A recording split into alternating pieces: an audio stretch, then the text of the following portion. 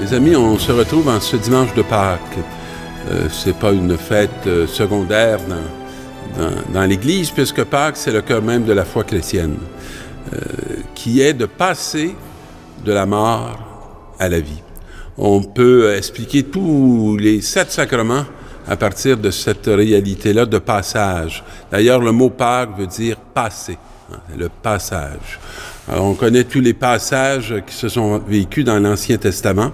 Et aujourd'hui, on se retrouve à un moment très particulier. Alors, c'est le jour où Jésus ressuscité. Personne ne le sait pas encore. Et on va être, comme le dit la parole, après le sabbat, à l'heure où commençait le premier jour de la semaine, Marie-Madeleine et l'autre Marie viennent faire leur visite au tombeau de Jésus. Je ne sais pas si vous remarquez tous les mots qui disent que nous sommes dans un début. Il est très clair, hein? Le premier jour de la semaine. Il fait écho à la grande semaine inaugurale qu'on trouve dans le livre de la Genèse, où le premier jour de la création, le deuxième, et que le 7e, il se repose. Alors là, nous sommes dans la nouvelle création.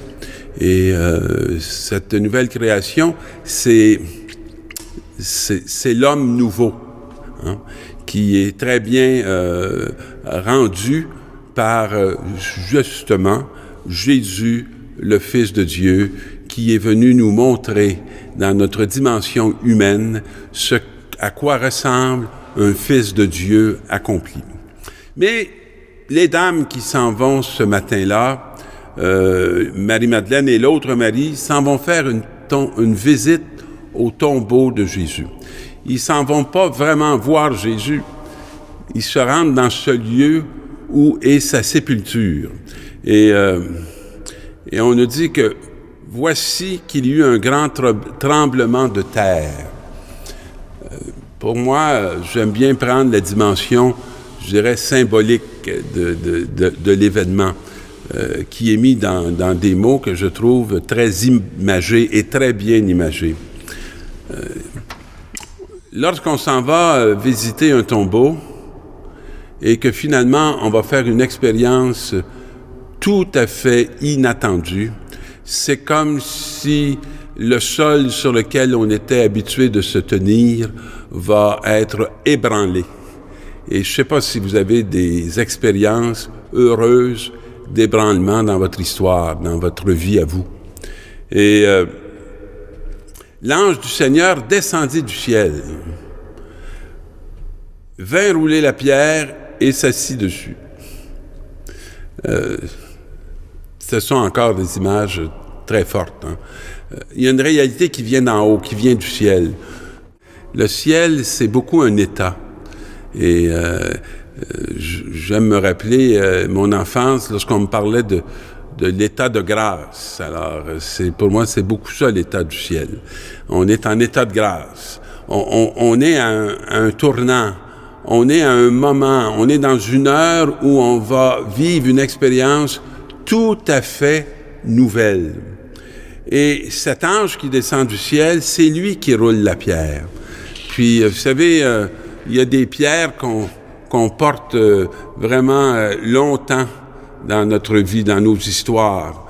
Puis on sait vraiment pas comment faire pour la rouler, cette pierre-là. Mais là, c'est l'ange qui vient rouler la pierre. C'est cette descente qui vient d'en haut et s'assit dessus. Alors, elle devient un lieu d'enseignement. Parce que dans la Bible, c'est la position de l'enseignant, un peu comme je le suis présentement, être assis et être en train de ce lieu de transmettre une vérité, faire saisir une réalité qui n'est pas juste la réalité du monde, mais qui est la réalité de Dieu. On nous dit qu'il avait l'aspect de l'éclair, vous comprendrez que ça veut dire que les choses se sont vite passées. Vous retenez pas un éclair comme ça, vous la voyez, puis au moment où vous la voyez, elle est déjà disparue. Alors, donc, l'expérience qu'ils vont faire et qu'ils vont saisir, c'est une expérience qui est à la vitesse de la lumière, qui est à la vitesse de l'éclair. Et son vêtement était blanc comme la neige. Alors, ça veut dire que dans son aspect extérieur, hein, c'était lumineux. C'était pas ténébreux. Alors, on oublie presque qu'on est rendu dans un lieu de sépulture, d'un tombeau, et qu'on est au cimetière, parce que les images qui viennent abondantes sont absolument pas celles qu'habituellement on va associer à un cimetière. Et les gardes, dans la crainte qu'ils éprouvèrent, furent bouleversés et devinrent comme morts. Alors, les gardiens de la mort, les gardiens du tombeau, on en a beaucoup. Ceux qui vont s'assurer qu'on n'en sorte pas.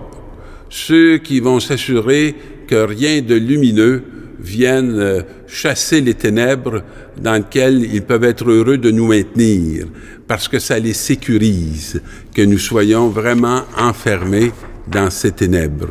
Et que se passe-t-il? Ben, voici, on dit que l'ange s'adresse aux femmes et leur dit, « Vous cherchez le crucifié. » Alors, il nomme très bien celui qu'il recherche. Hein? Le crucifié. Il n'est pas ici. Alors là, ils doivent absolument rien comprendre, car il est ressuscité comme il vous l'avait dit. Et là, venez voir l'endroit où il reposait. Et c'est sûr qu'ils ne pourront pas voir le corps de Jésus, puisqu'il est ressuscité. Alors, il vous précède en Galilée. C'est intéressant, hein? Cet ange va les faire passer de la sépulture à la Galilée. Cet ange les sort du tombeau de Jésus, du tombeau du crucifié, et les met en route vers là où habite le monde, là où se croisent les générations, là où se passent les mouvements de la vie. Et il vous précède dans des lieux, et c'est là que vous le verrez. Alors, ils sont en train de très bien nommer le lieu de la recherche et de la découverte de Jésus. C'est là que vous le verrez. C'est ça que j'avais à vous dire. On aurait le goût de rester, continuez à nous parler encore, expliquez-nous un peu, on aurait des questions à vous poser. C'est ce que j'avais à vous dire. Et elles quittèrent le tombeau tremblantes et toutes joyeuses. Deux attitudes qui habituellement ne vont pas trop ensemble. Alors, tremblante, c'est un peu, ça exprime la peur. Joyeuse, ça exprime la paix. Alors, c'est comme s'ils sont à la fois décontenancés et ils sont plus que rassurés. Parce que là, il y a un effet qui va jusqu'à la joie. Et qu'est-ce qu'elles vont faire?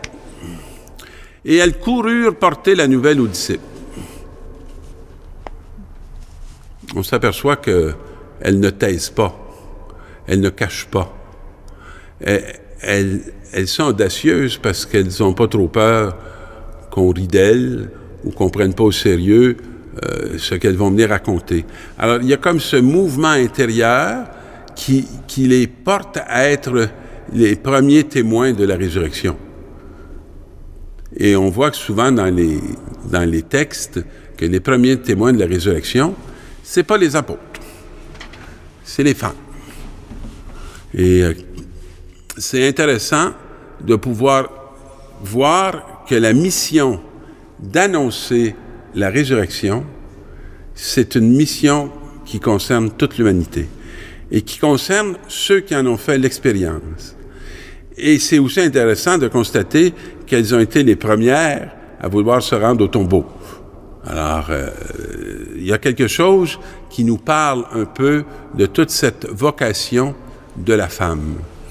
Et lui va venir à leur rencontre. Alors, voyez-vous, là, c'est plus un crucifié. C'est lui qui, en Galilée, va venir à leur rencontre, va leur dire « Je vous salue ». Ben moi, ça fait un peu écho à Gabriel, à l'ange Gabriel qui avait dit « Je vous salue, Marie ». Puis Jésus qui était sorti de cette salutation accueillie. Alors, elle va dire « Je vous salue ». C'est comme si elle aussi, elle va avoir à faire jaillir un Jésus dans son corps mystique qui est l'Église, qui vont avoir, à partir de cette salutation, de cette annonce, à faire se mettre debout le corps mystique de Jésus. Et elles s'approchèrent et lui saisissant les pieds, elles se prosternèrent devant lui. J'ai toujours apprécié les mouvements de prosternation. Se prosterner devant Dieu, c'est une expérience et c'est un moment de vie assez rare. Se prosterner devant le malin, se prosterner devant les valeurs du monde, on fait ça à peu près tous les jours. Mais se prosterner devant Dieu, c'est excessivement saisissant. Et il va leur dire quelque chose. « Soyez sans crainte, allez annoncer à mes frères qu'ils doivent se rendre en Galilée, c'est là qu'ils me verront. » C'est comme si les femmes doivent aller annoncer aux frères qu'il ne faut pas demeurer dans la tristesse, dans le regret, dans la peur, dans la déception, mais qu'ils doivent sortir de leur mur, sortir de leur isolement pour aller à la rencontre de celui qui est en Galilée. Et la bonne nouvelle pour aujourd'hui, c'est que s'il était en Galilée, à ce moment, on peut dire qu'il est au Québec aussi maintenant. Et ne le cherchez pas ailleurs que sur la route des hommes, c'est là que vous le trouverez. Bonne journée de Pâques et bonne visite et bonne rencontre de ce Christ ressuscité. Alléluia.